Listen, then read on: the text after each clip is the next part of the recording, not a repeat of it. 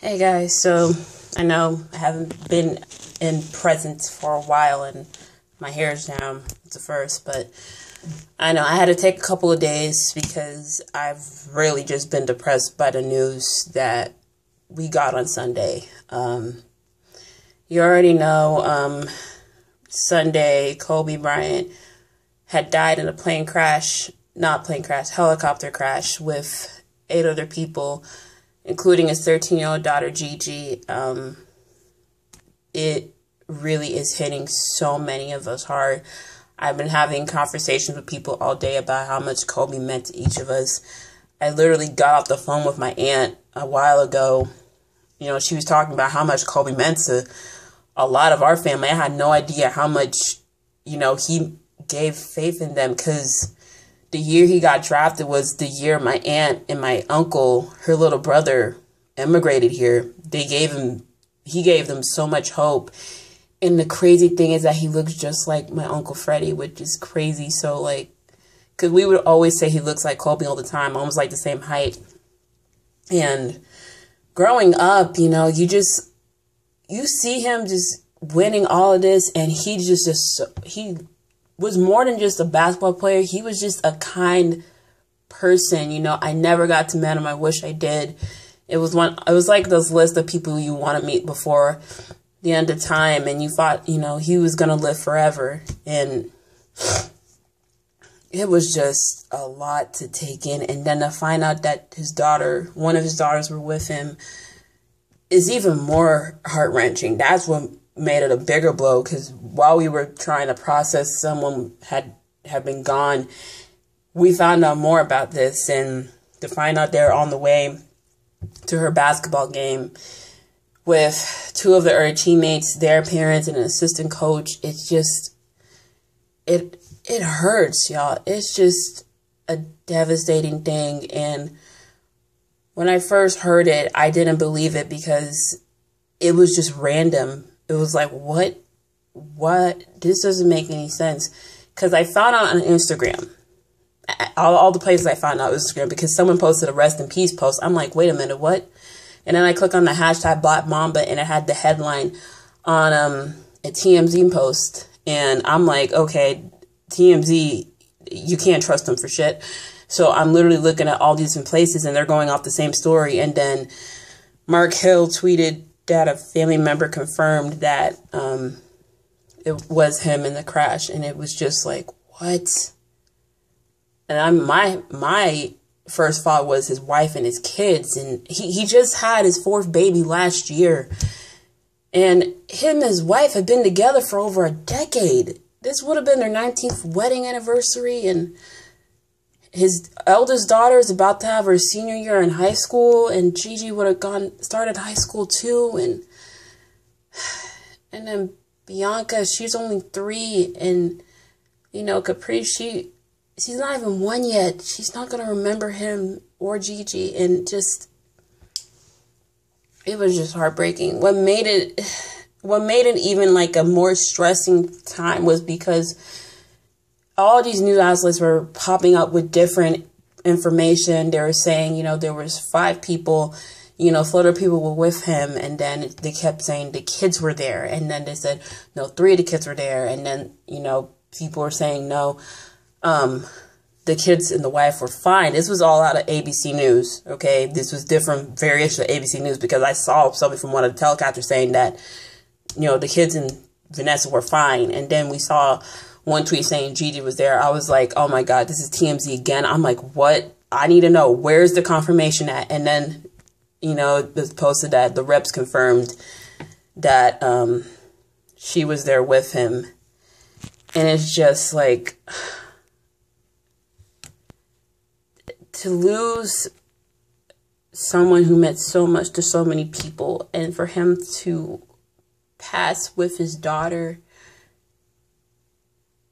you just don't understand it. You don't understand why this had to happen to someone like this. He's 41 years old, and it's just so heartbreaking. My heart goes out to them, their families, his parents, his sisters.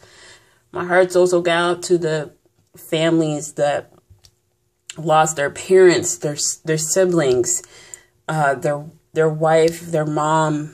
It was just, it's just a lot to take in. And, you know, we're all just really just, we're trying to understand how could this happen. I know the weather was really just not okay. It was foggy out in LA. It was just, you know, that Sunday it was cloudy here, and, you know, you just felt just this, like a wave of just sadness. And I didn't know why I was feeling that in the area, even though I'm across the country. It just felt, you felt something. And I don't know if it was a spiritual thing going on, but you felt something. Just prayers to the family at this time. Just give them your prayers and love, and do not push them to make a statement, okay? They're still trying to recover the bodies from the mountain right now, okay? There's only gotten 3 out of the 9. They're still trying to get to them because it's just so steep, and they're on the side. And it's just, it's a lot. And it got me emotional because, if you know me, my dad died in a plane crash when I was 11. Even after 12 years almost, it still gets to me. And I think what's making a lot of us with the family feel, a lot of people in my family feeling it, because we lived this. And, you know, it's an added blow because you lost 2 people in your life. It's just a lot. And now you're hearing so many stories of him and just his philanthropy and just good-heartedness. And I know they want to change the logo with the NBA to him. There's over 1.6 million signatures. I'm all the way here for it. I do want to take a different switch over to this. The way people have been going about the situation. First of all, to whoever leaked the story to TMZ before the family was informed, you're disgusting. The fact that this wife and mother had to find out that her husband and her daughter were not coming home through the internet is just, I can't imagine that. And the fact that, you know, and the MSNBC caster person who blurted out the N-word on air, you said the N-word, you were not confusing the Knicks with the Lakers, okay? We all heard that. I heard it over twice, okay? You should be fired for that.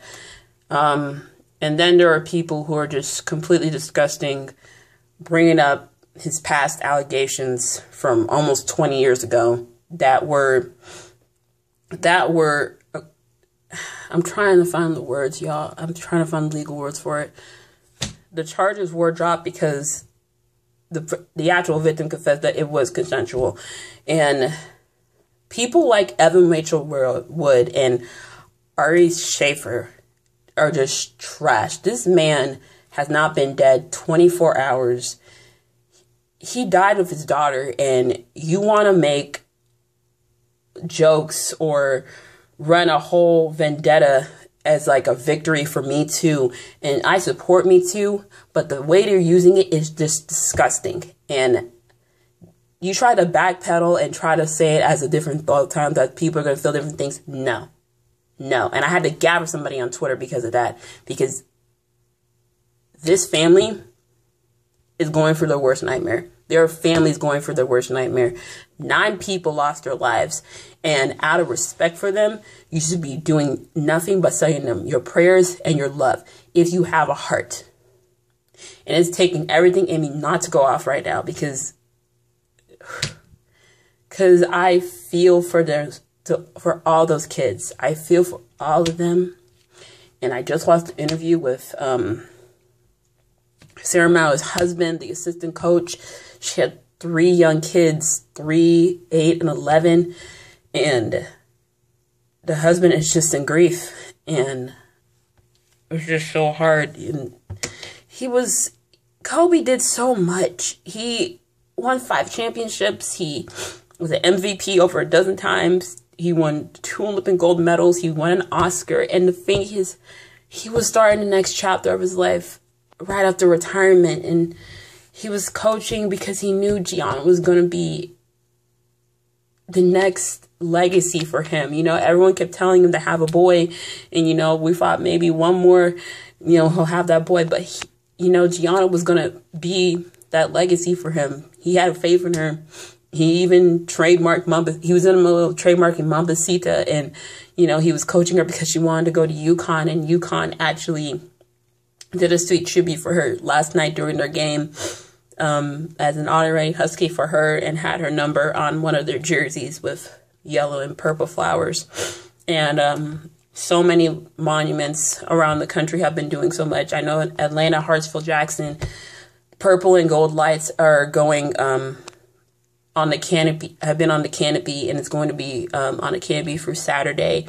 I know Empire State Building has purple and gold colors on the building, as well as Mercedes-Benz over here too. So that's some of the few places that are doing it. I know the Fifth Ward down here, they're working on murals. There's this mural in the Philippines that's just beautiful. It was on their basketball court of Kobe and Gigi and one of their photos together. It was a lot. And, you know, it just hurts, you know. And you watch someone for their career, you know, you see him grow so much and do so much for the NBA, for like the NBA itself. He dedicated 20 years of his life to a game that he loved, and, you know, just go watch his short Dear Basketball, and you'll understand how much he loved the sport and why we're all feeling this way. It's normal to feel pain for someone you never even met. You know, that's what we're all feeling. If you have any, you know, stories about how much Kobe means to you, let me know in the comments down below.